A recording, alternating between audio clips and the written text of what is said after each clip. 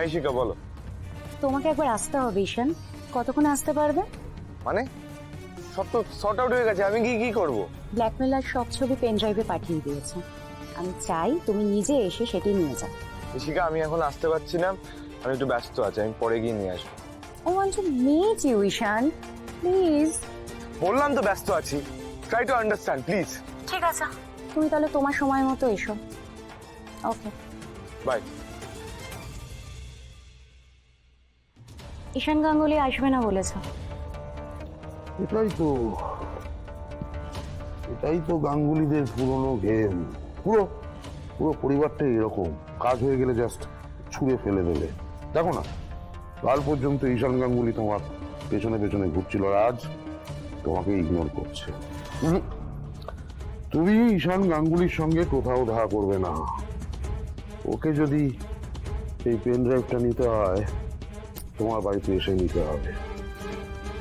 ঈশান গাঙ্গুলিকে ফাঁসাতে হলে এইখানে, এই বাড়িতেই ফাঁসাতে হবে। কাল আসুক, পরশু আসুক বা তারপরে, ঈশান গাঙ্গুলির ভাগ্য এবার আমি আর তুমি নিজের হাতে লিখবো।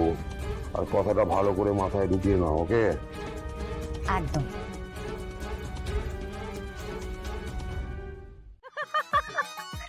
তাহলে আর বলছি কি, শোন বাকিটাকে আগে শুনে নে। কি কাকিমণি, হ্যাঁ এই আমি একটু পরে ফোন করছি। আরে বলবো, দাঁড়া না। বলো। কিছুই না, আসলে আমি এখান থেকে যাচ্ছিলাম, তাই ভাবলাম তোমাকে বলে দিয়ে যাই কথাটা, খুব ইম্পর্টেন্ট। তোমায় কি সুন্দর দেখাচ্ছে কাকিমণি। হ্যাঁ, তুমি কিন্তু যতটা সুন্দর ঠিক ততটাই স্মার্ট। এই বাড়ির প্রত্যেকটা লোককে তুমি কি সুন্দরভাবে সামনে রাখো, সবাইকে কত যত্নে রাখো, তারপরেও এত সুন্দর ফিটফাট থাকো। আমি কিন্তু তোমার ফ্যান বাবা। তোমার থেকে আমার এই বাড়িতে বউ হয়ে আসার পর কত কিছু শিখতে হবে। কাকিমণি দেখো, তারপরও তোমার এই নরম কাঁধ দুটোয় তুমি অফিসের দায়িত্বও সামলাও, ভাবা যায়? আচ্ছা কাকিমণি, তুমি যে এত বুদ্ধিমতী, তুমি সবটা সামনে রাখো, তুমি আমাকে শেখাবে তো কিভাবে সবটা সামলাতে হয়? মা নিশ্চয়ই শেখাবো, কেন শেখাবো না। Thank you. বলছি, এই দুই ভাইয়ের ঝামেলা কি করে সামলাবে গো? দুই ভাই মানে আয়ুষ আর ঈশানের মধ্যে ঝামেলা? হ্যাঁ, হয়েছে তো।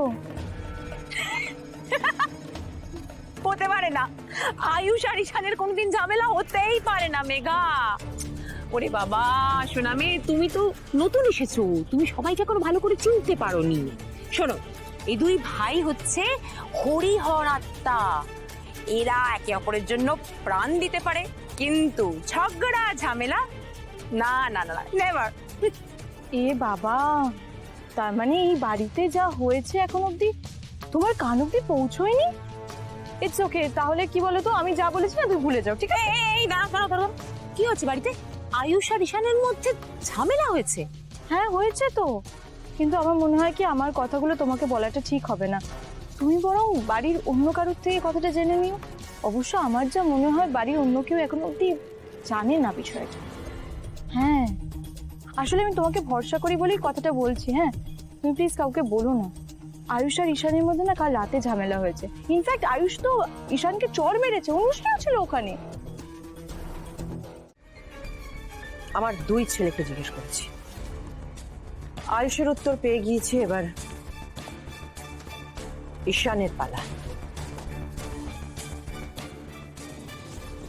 সবাই এরকম ভাবে কেন দেখছো আমাকে? আমারও কাজ হয়ে গেছে। একদম বাজে কথা বলবি না। ভেন্ডারের মিটিং পেন্ডিং, তোর এখনো বাজেটই ফাইনাল করিস। আমি ম্যানেজারের সাথে কথা বলে নিয়েছি, এর মধ্যেই হয়ে যাবে। ম্যানেজারের সাথে শুধু কথা বললেই হয় না, এই প্রজেক্টের লিডার তুই, সমস্ত দায়িত্ব তোকেই নিতে হবে। ঈশান, আমাকে দায়িত্ব জ্ঞান শেখাতে আসিস না। হে ভগবান, এত করে বোঝানোর পরেও এনারা এইভাবে ঝগড়া করছে। আমি জানি না এবার আর কি হবে। তোর যদি এতই দায়িত্ব জ্ঞান থাকতো তাহলে তোর কাজটা পেন্ডিং থাকতো না। একটা বড় কাজ করতে গেলে যে সিনসিয়ারিটির দরকার সেটা কিন্তু তোর মধ্যে নেই, আর সেটা তুই স্বীকার কর। ঈশান, বাহ বাহ, সবার সামনে অপমান করে খুব আনন্দ পাচ্ছিস তো। ভেরি নাইস, ভেরি নাইস, চমৎকার। এই না হলে বড় ভাই। ঈশান একদম গলা চড়াবি না।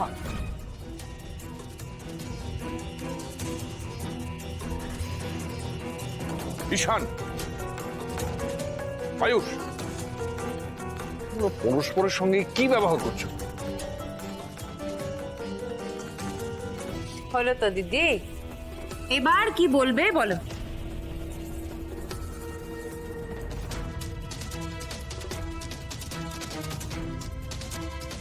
আমি আর কথা বলতে চাই না মা, আমি যাচ্ছি। আমিও না তোর সাথে কথা বলতে চাই না, তুই এখানে থাক, আমি যাচ্ছি। মা, যদি আমার সাথে তোমার কোনো কথা বলার থাকে আমাকে আলাদা করে দেখো প্লিজ। মা তুমি আমাকে আশ্চর্য, বাচ্চাদের মতো দুজন ঝগড়া করছে তখন থেকে আমার চোখকে বিশ্বাস করতে পারছি না আমি আয়ুর। এক এক করে এই বাড়িতে এমন সব ঘটনা ঘটবে এরপর থেকে যে একটাও আপনারা বিশ্বাস করতে পারবেন না।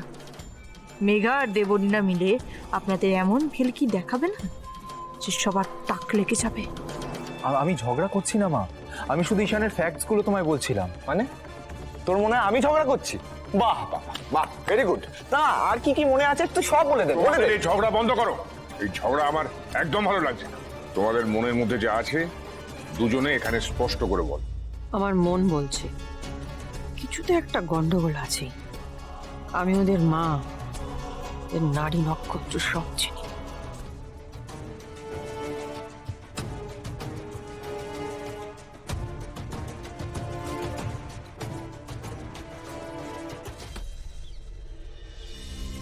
সব ঠিক করে দাও ঠাকুর।